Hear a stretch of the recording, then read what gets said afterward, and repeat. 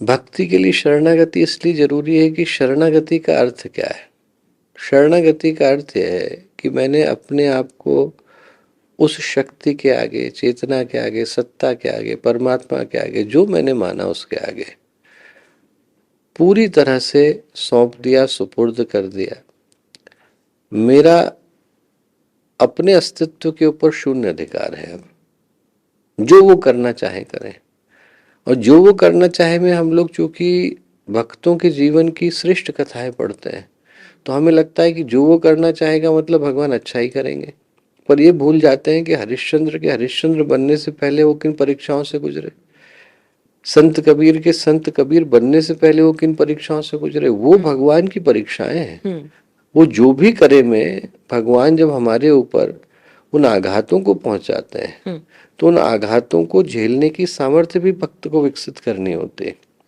कबीर के अंदर की जो भक्ति है, जब उनको पानी में डुबोया गया, हाथी के आगे लिटाया गया, आग के ऊपर चलने को कहा गया, हाथ पैर में जंजीरें बांध दी गई, नीचे डाला गया, वो तब परखी गई।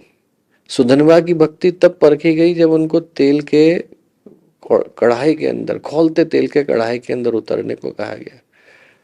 प्रहलाद की भक्ति परखी गई जब उनको जलती आग के अंदर उतरने को कहा गया। ध्रुव की भक्ति परखी गई जब उनको एक पैर के ऊपर खड़े रहने को कहा गया।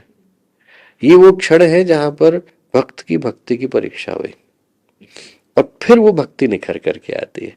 लोग क्या है कि चूंकि उसके परिणाम को देखते हैं और ये सोचते हैं कि क्षण भर के अंदर हमारे अंदर भावना आई तो अब हम मीरा बन गए या एकलव्य बन गए। हम अंगूठा काटेंगे तब बनेंगे ना।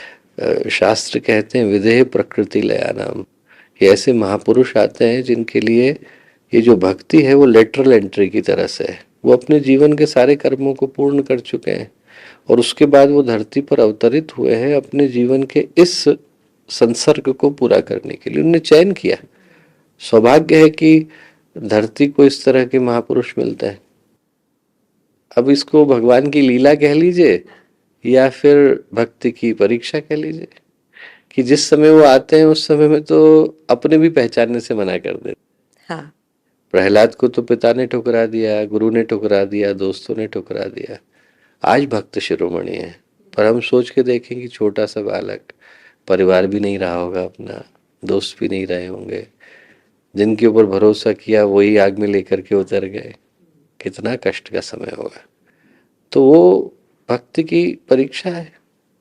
उन परीक्षाओं से भक्त जब गुजरता है तो उसके दो अर्थ होते हैं।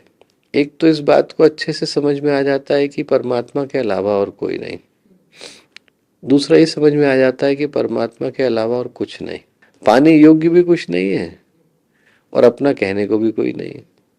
जो है वो सब परमात्मा है।